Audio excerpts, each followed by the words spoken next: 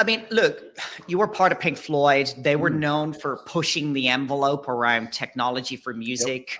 Obviously, they've, the entire industry has gone through several very seismic changes over the last while with, the whole Napster thing and Spotify and other stuff.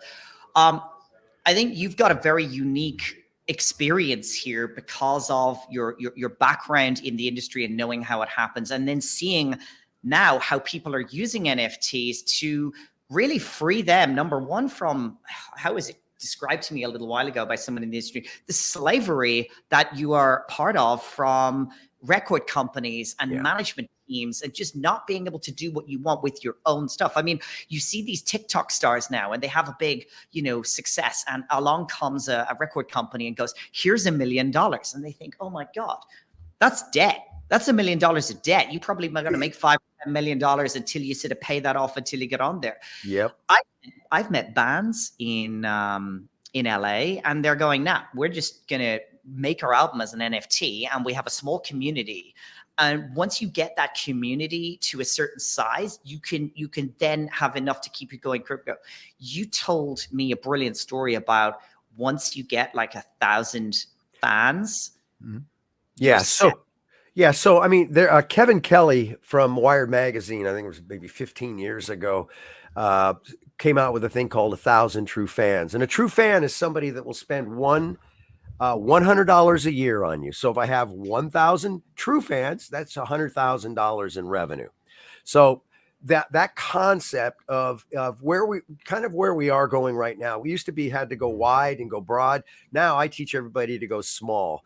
It's all about, and I would even say 1,000 true fans in the NFT space. You don't even need that. I'd go for the first 100 to 200 true fans, because in this space you can actually start generating a much a lot more revenue from a small group of super fans. So I believe that we're moving into what I call hives. And if you want to survive, you got to build a hive. That's my model. I have friends that are already that have 100, 150 followers that are in their space, and they're making their living and doing well off of that, pay their entire nut for the year off a small group of people.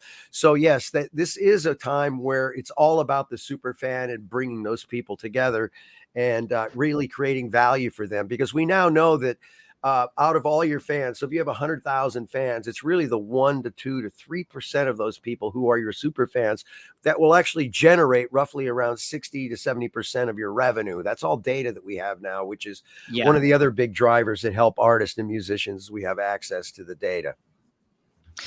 So how else do you see the world of Web3, decentralization, NFTs, and even metaverse helping to solve problems and really change the music industry for better? Again, this allows us to build our own audience. Whoever owns the audience wins, right? And what's nice about this is because you can't, in the music business, first of all, you can't sell music anymore. There's no place to sell music. Where am I going to sell it?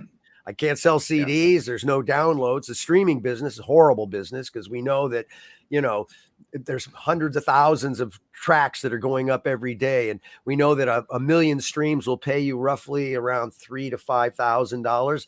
That sounds okay. The only problem is it's only like 2 to 3% of the entire Spotify catalog even hits a million streams. So horrible business model. Musicians have gotten beaten up forever. I mean, I remember back, 40 years ago when I was playing clubs, I would get 50 to $100 a night. Now, if I go to play a club, it's 50 to $100. And that hasn't changed in 40 years. And it even gotten worse, because they won't pay me unless I bring the audience. So I got to bring my own audience. I got to pay to play, basically. So this whole thing changes the whole game, because now I can build relationships, because the two things you can sell as an artist today is the relationship and the experience. And what's beautiful about NFTs is they are experience. You can build experiences on top of them. You can tell stories. You can make a